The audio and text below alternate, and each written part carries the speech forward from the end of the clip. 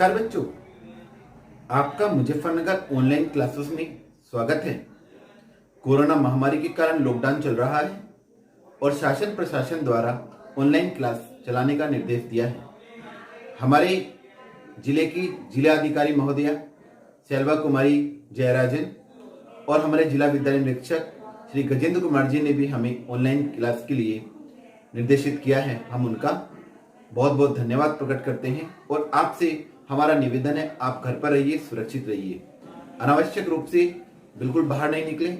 यदि आपको कोई आवश्यक कार्य है तो मास्क लगाइए और सोशल डिस्टेंसिंग का पालन करिए। बाहर से जब भी अपने घर पर आएं तो आप अपने हाथों को अच्छी प्रकार 30 सेकंड तक आपको धोना है और फिर उसके बाद अगर संभव हो सके तो आप गर्म पानी का इस्तेमाल कीजिए, थोड़ा पीने में भी और अपने हाथ पैर धोने में भी।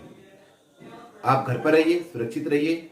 मैं राजकुमार जैन आपको केमिस्ट्री कक्षा 12 की केमिस्ट्री रसायन विज्ञान के बारे में पढ़ाऊंगा।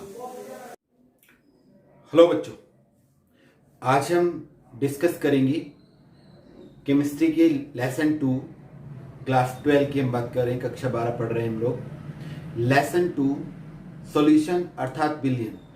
इसमें हम कई टॉपिक पिछली 6 वीडियो में हम पढ़ चुके हैं।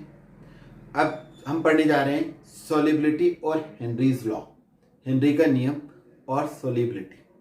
पहले हम सॉल्युबिलिटी मतलब होता है विलेयता। विलेयता जो हम यहाँ पढ़ने जा रहे हैं वो जा रहे हैं गैस की विलेयता द्रव में, अर्थात द्रवों में गैसों की विलेयता। तो क्या डेफिनेशन बनेगी गैसों की द्रव में विलेयता के लिए? डेफिनेशन बन जाती है स्थिर ताप और एक वायुमंडल दाब पर, स्थिर ताप माने टेम्परेचर कांस्टेंट रहना चाहिए।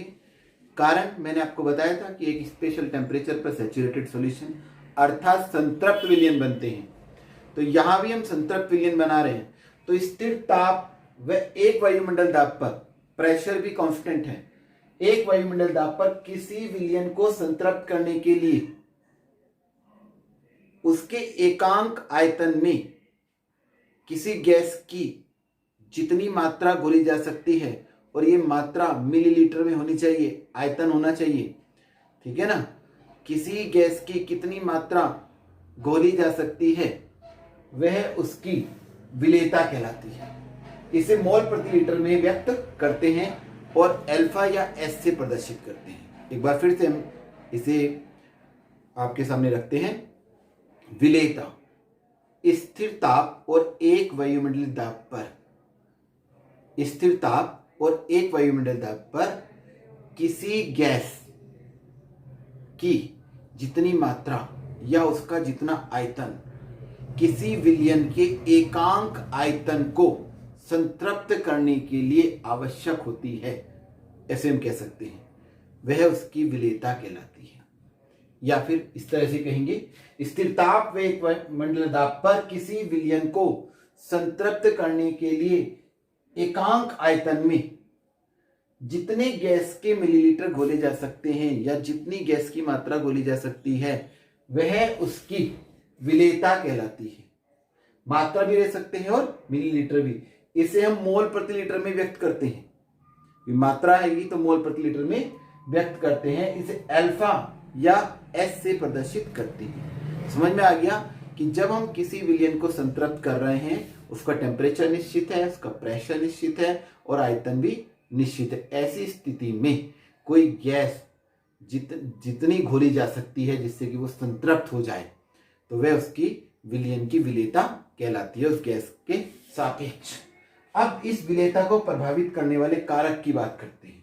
The factors affecting the solubility, उन कारकों की बात करेंगे जो इस विलेयता को क्या करेगी, प्रभावित करेगी। सबसे पहला है nature of gas and solvent, क्योंकि दो ही चीजें हैं।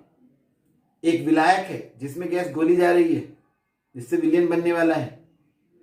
Nature of gas and solvent, यदि हमारे गैस और सोलवेंट इस प्रकार के हैं कि वे आपस में केमिकली रिएक्टिव हैं तो इजीली उनमें हमारा क्या होगा कि गैस घुल जाएगी।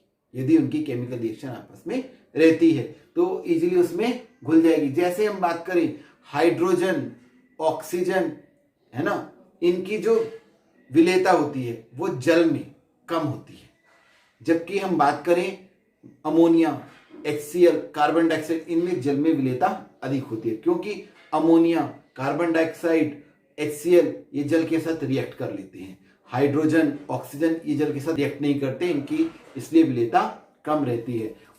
उसके दूसरी तरफ हम देखें, यदि हम हाइड्रोजन और ऑक्सीजन को एथिल अल्कोहल में घोलते हैं तो वो आसानी से घुल जाती है, हाइड्रोजन और ऑक्सीजन। जबकि जो मीथेन, जो आपकी अमोनिया है, H2S है, कार्बन डाइऑक्साइड, ये जल में तेजी के साथ घुलती है। और ये सब कारण क्या है कि इनकी जो आपस में होने वाली केमिकल रिएक्शंस हैं। तो ऐसे पदार्थ जो आसानी से, जिनके विलायक और वे गैस अगर आपस में रिएक्ट करने वाली होती है तो आसानी से घुल जाती हैं। पहला फैक्टर हुआ हमारा nature of gas and solvent, ठीक है। दूसरा फैक्टर हमारा होता है इफेक्ट ऑफ टेम्परेचर, ताप का प्रभाव। किसी भी गैस की विलेयता ताप बढ़ाने से सामान्यतः हमेशा देखा जाता है कि सामान्यतः ताप बढ़ाने से गैस की विलेयता हमेशा घट जाती है, क्योंकि gas plus solvent is equal to solution plus heat. Gas plus solvent is equal to solution plus heat. तो इसमें क्या हो रहा है, हीट इवॉल्व हो रही है। क्या हो रही है, हीट इवॉल्व। तो अगर इसमें हमारा इक्विलिब्रियम सेटअप है तो जैसे ही हम टेम्परेचर बढ़ाएंगे तो क्या होगा, रिवर्स रिएक्शन हो जाएगी, अर्थात सोलिबिलिटी घट जाएगी। और एक बात हम देखें कि गैस टेम्परेचर बढ़ाने पर गैस के अणुओं की काइनेटिक एनर्जी बढ़ जाती है और वे द्रव की सतह को छोड़कर बाहर निकल जाते हैं। तो दो इसमें फैक्टर हो गए, एक इक्विलिब्रियम सेटअप जो होता है गैस प्लस विलायक इज इक्वल टू विलियन प्लस एनर्जी, माने ये गैस की जो विलायकों में घोलने की क्रिया है वह ऊष्माक्षेपी है, इसलिए ताप बढ़ाने पर विलेयता ऑलवेज घटती है। समझ में आ गई बात आपको, सॉल्युबिलिटी घटती है। तीसरा जो हमारा टॉपिक है, तीसरा जो फैक्टर है, तीसरा फैक्टर है हमारा विलयन का प्रेशर। प्रेशर हमेशा, प्रेशर बढ़ाने से ऑलवेज गैस की विलेयता बढ़ती है। आप कोल्ड ड्रिंक देखते हैं, कोल्ड ड्रिंक्स में क्या होता है, जब कोल्ड ड्रिंक बनाई जाती है तो प्रेशर लगाकर उनमें कार्बन डाइऑक्साइड और जो इरिटेट गैस है वो उस लिक्विड के अंदर घोल दी जाती है। और जैसे ही हम उसे खोलते हैं तो खोलने के बाद प्रेशर कम हो जाता है। और आपने देखा होगा कि जैसे ही हम खोलते हैं तो कभी कभी क्या होता है, पूरी कोल्ड ड्रिंक बाहर आ जाती है। उसका कारण होता है क्योंकि एटमॉस्फेरिक प्रेशर कम हो जाता है तो सॉल्युबिलिटी घटेगी। जो लिक्विड है उस लिक्विड के अंदर जो गैसें हैं वे तुरंत सॉल्युबिलिटी इंक्रीज की जगह डिक्रीज हो रही है तो ऊपर को बाहर निकलेंगी और उसके साथ लिक्विड भी बाहर निकल जाता है। तो ये है इफेक्ट ऑफ प्रेशर। और इसी से, इफेक्ट ऑफ प्रेशर से ही एक नियम डेवलप होता है जिसे कहते हैं हेनरी का नियम। तो अब हेनरी के नियम को हम थोड़ा जान लेते हैं। ये हेनरी का नियम कुछ कंडीशन में आके बिल्कुल ऐसे काम करता है जैसे राउल्ट का नियम काम करता है। तो हेनरी का नियम क्या कहता है, स्थिर ताप पर किसी गैस की द्रव के एकांक आयतन में घुलने वाली मात्रा, mass of the gas, m for mass of the gas, is directly proportional to pressure, उसके दाब के समानुपाती होती है। ये लिखा है m समानुपाती p, लिखा है उसके दाब के समानुपाती होती है। और मैंने आपको बताया इफेक्ट ऑफ प्रेशर में विलेयता भी उसके दाब के समानुपाती होती है, क्योंकि घुलने की जो मात्रा है एकांक आयतन में वही उसकी विलेयता होती है। तो m की जगह हम सॉल्युबिलिटी भी ले सकते हैं, solubility also directly proportional to p। और सॉल्युबिलिटी को हम मोल पर लीटर में लेते हैं और सॉल्युबिलिटी को हम मोल फ्रैक्शन के रूप में भी ले सकते हैं। तो m समानुपाती p, m बराबर kp, k is the proportionality constant, समानुपाती स्थिरांक। और दूसरे शब्दों में यदि हम यहाँ सॉल्युबिलिटी की जगह मोल फ्रैक्शन ले लें, क्योंकि सॉल्युबिलिटी आल्सो एक्सप्रेस, सॉल्युबिलिटी को हम मोल फ्रैक्शन या मोल प्रभाज के रूप में भी क्या करते हैं, प्रदर्शित कर सकते हैं। तो जो मोल फ्रैक्शन होता है डायरेक्टली प्रोपोर्शनल टू आंशिक दाब, किसके, आंशिक दाब के समानुपाती होता है। किसी भी गैस का जो दाब होता है, ठीक है, वो उसके दाब के समानु, उसकी जो सोलिबिलिटी है वो उसके दाब के समानुपाती होती है, और उसकी जो मोल फ्रैक्शन है वो भी उसके किसके समानुपाती हो जाता है, उसके पीए आंशिक दाब के समानुपाती हो जाता है। तो एक्स ए यहां प्रोपोर्शनली कांस्टेंट किया जाएगा, पी ए एक्स ए बराबर के पी ए। अगर हम पी ए बराबर करेंगे तो 1/k इंटू एक्स ए, 1/k ये कांस्टेंट है, this is constant, 1 is also constant, 1/k is another constant that is called के एच। उसे हम क्या कहेंगे, उसे हम कहेंगे हेनरी नियतांक। क्या कहेंगे, हेनरी नियतांक। के एच पी ए बराबर के एच इंटू एक्स ए, एक्स ए गैस का मोल प्रभाज।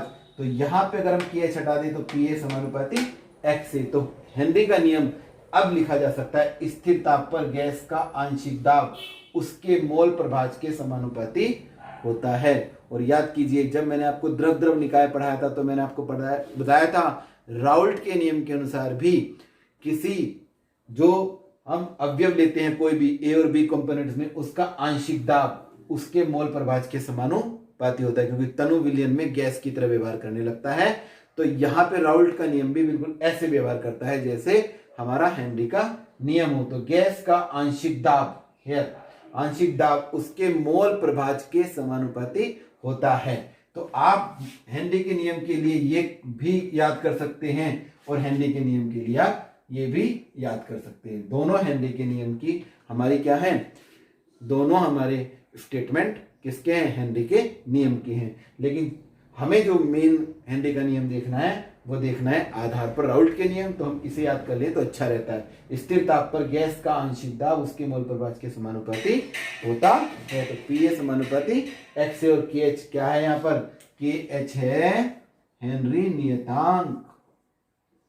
और अगर हम इसकी लिमिटेशंस की बात करें, हेनरी के नियम की सीमाएं, तो प्रेशर जो होता है वो हमारा लो होना चाहिए, ज्यादा नहीं होना चाहिए। और जो गैस होती है नंबर 2, अगर गैस हमारी जो हम घोल रहे हैं वो विलयन के अंदर वियोजित नहीं होनी चाहिए और संगुणित भी नहीं होनी चाहिए। 2 कंडीशन है, ठीक है।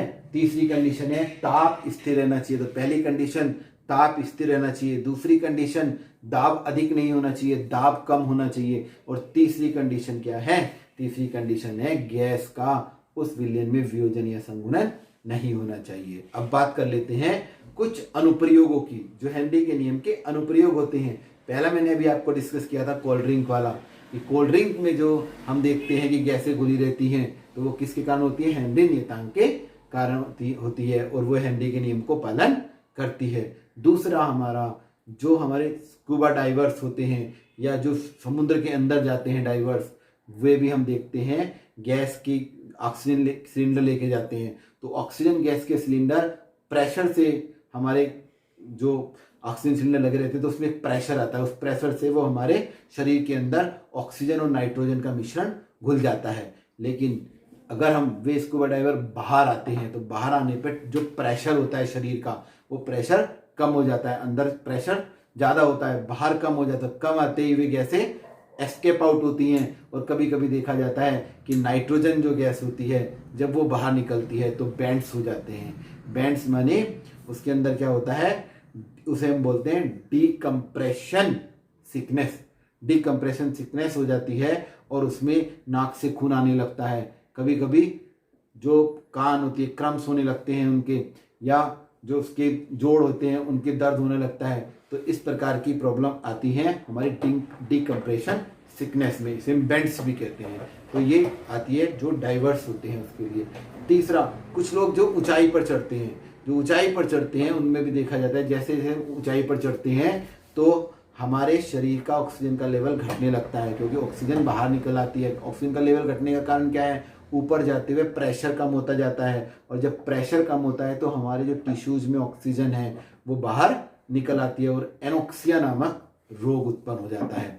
इस एनोक्सिया रोग में हम देखते हैं कभी कभी इस एनोक्सिया में माइंड एकदम, इसके जो लक्षण होते हैं एकदम से नहीं दिखाई देते, तो मतलब पहले से दिखाई नहीं देते, एकदम दिखाई देते हैं। कभी कभी हमारा माइंड कंप्लीटली डैमेज हो जाता है, हार्ट डैमेज हो जाता है, ये एनोक्सिया का कारण होता है। ये भी किस पे डिपेंड करता है, प्रेशर पे। तो प्रेशर हमारे उसके लिए बहुत ज़्यादा इम्पोर्टेंट रहता है। और एक विशेष अनुप्रयोग इसका है कि जब हम सांस लेते हैं तो सांस लेने पर हाई प्रेशर के साथ हमारी जो पार्शियल प्रेशर होता है ऑक्सीजन का वो ज़्यादा होता है और लंग्स में जाने के बाद वह आसानी से हीमोग्लोबिन के साथ घुल जाती है और ऑक्सी हीमोग्लोबिन बनाती है। और जब ये ऑक्सी हीमोग्लोबिन कहाँ चला जाता है, टिश्यूज में चला जाता है, तो वहाँ ऑक्सीजन का पार्शियल प्रेशर कम हो जाता है, माने दाब, आंशिक दाब कम हो जाता है और यह फिर उस ऑक्सी हीमोग्लोबिन से मुक्त होकर जो टिश्यूज के पास जिस भी कार्य में ऑक्सीजन प्रयोग करना होता है वहाँ प्रयोग कर लिया जाता है। तो इस प्रकार से अनुप्रयोग होते हैं हमारे हेनरी के नियम की। अब इसका एक न्यूमेरिकल कर लेते हैं। ये एक न्यूमेरिकल है, 298 केल्विन पर CO2 गैस की जल में विलेयता के लिए हेनरी नियतांक का मान 1.67 गुना 10⁸ पास्कल है। 500 मिलीलीटर सोडा जल 2.5 वायुमंडल दाब पर बंद किया गया। 298 केल्विन ताप पर घुली हुई CO2 की मात्रा ज्ञात करो। माने जब हेनरी स्थिरांक का मान 1.67 गुना 10⁸ पास्कल है और 500 मिलीलीटर सोडा जल है और 2.5 वायुमंडल दाब दिया गया है CO2 का, तो ऐसी स्थिति में कितनी CO2 इस 500 मिलीलीटर सोडा जल में घुली होगी, ये हमें निकालना है। तो इसके लिए सबसे पहले हम देखते हैं कि हमें क्या दे रखा है। तो सबसे पहले हमें दे रखा है KH 1.67 गुना 10⁸ पास्कल, ठीक है। और ये CO2 गैस है, इस CO2 गैस का आंशिक दाब दे रखा है हमें 2.5 वायुमंडल। तो CO2 गैस का दाब PCO2 2.5 वायुमंडल दाब। यहां पर जो जल के अंदर है वो केवल एक ही गैस घुली है, तो इसी गैस का दाब हमारा माना जाएगा 2.5 वायुमंडल दाब। तो 2.5 वायुमंडल हमारी गैस हो गई CO2 गैस, और ये हमारा वायुमंडल में है और यहाँ पास्कल में दे रखा है। या तो हम इसे वायुमंडल में बनाएं या इसे पास्कल में बनाएं। तो हम इसे पास्कल में बनाने देते हैं। एक वायुमंडल बराबर होता है 10 ये देखिए 1,1325 10 13 25 पास्कल, ये वैल्यू होती है एक वायुमंडल में पास्कल की। तो इसकी गुना कर देंगे तो पास्कल में बदल जाएगा। तो ये आ गया हमारा PCO2 माने CO2 का आंशिक दाब। अब हेनरी के नियम से, हेनरी का नियम क्या कहता है, किसी गैस का आंशिक दाब, अगर आपको ध्यान हो, किसी गैस का आंशिक दाब उसके मोल प्रभाज के समानुपाती होता है। तो किसी गैस का आंशिक दाब PCO2 समानुपाती XCO2 उसके मोल प्रभाज के, और जब हम समानुपाती हटाएंगे तो इस तरह आ जाएगा हमारा हेनरी नियतांक। तो XCO2 निकालेंगे हम, तो PCO2 अपॉन KH, XCO2 यहाँ तो KH नीचे चला जाएगा KH। मान रखेंगे PCO2 का 2.5 गुना 10 13 25 2.5 गुना 10 13 25 बटे इसका KH का मान 1.67 गुना 10⁸। तो यहाँ में आ जाएंगे मोल फ्रैक्शन ऑफ CO2 का मोल प्रभाज। अब जब हमें CO2 का मोल प्रभाज आ गया है तो हमें CO2 के मोल निकालने पड़ेंगे, क्योंकि मात्रा निकालनी है। तो मात्रा निकालने के लिए हम क्या करेंगे, जो CO2 का मोल प्रभाज है वो अगर हम देखें तो कैसे निकलता है, CO2 के मोल बटे जल के मोल प्लस CO2 का मोल। क्योंकि हम ऐसा मानते हैं कि ये विलयन तनु है, तो तनु विलयन में हम CO2 को नीचे से छोड़ देंगे तो आ जाएगा NCO2 अपॉन NH2O। तो जल की मात्रा इसमें 500 मिलीलीटर दे रखी है, तो 500 मिलीलीटर को हम अप्रोक्स मान लेते हैं कि ये 500 ग्राम के करीब होगा, ठीक है। तो 500 मिलीलीटर लगभग 500 ग्राम। अब ये 500 ग्राम जल की मात्रा आ गई, तो अब हम आसानी से जल के मोल निकाल सकते हैं उसकी मात्रा को अनुभार से भाग करके। तो ये आ गए 27.78, तो NH2O की वैल्यू आ गई 27.78, और CO2 का मोल प्रभाज हमें पता ही है 1.517 गुना 10⁻³ तो हमारे पास ये वैल्यू आ गई NH2O की, ये वैल्यू आ गई CO2 का मोल प्रभाज रह गया NCO2। ये हम निकाल लेंगे सूत्र को लगा के XCO2 NCO2 बटे NH2O। तो NCO2 बराबर हो जाएगा XCO2 गुना NH2O, माने CO2 का मोल प्रभाज और जल के मोलों की संख्या। अब जल के मोलों की संख्या निकाल के हमारे मोल आ जाते हैं CO2 के मोल 42.14 गुना 10⁻³ मोल। अब ये मोल आ गए हैं, हमें अगर उसकी मात्रा निकालनी है तो जैसे हम निकालते हैं मोल बराबर पदार्थ की मात्रा बटे अनुभार, तो मात्रा बराबर क्या होगा, मोल गुना अनुभार। तो अनुभार किस करेंगे CO2 का, तो ये CO2 की मात्रा बराबर NCO2, CO2 के मोल गुना CO2 का अनुभार। मान रख देंगे CO2 का अनुभार आएगा 44, क्योंकि C 12 होता है और ऑक्सीजन होता है 16, 16 दूनी 32 और 12 44। तो इस प्रकार से 44 रखेंगे और गुना करके आएगा 1.854 ग्राम। तो इतनी CO2 हमारी घुली रहती है 2.5 वायुमंडल दाब पर 500 लीटर सोडे में 298 केल्विन टेम्परेचर पर। तो इस प्रकार से इनकी गणना कर सकते हैं। कुछ सवाल आपकी पुस्तकों में दिए गए होंगे, वो आप वहां से कर सकते हैं। आज के लिए थैंक यू।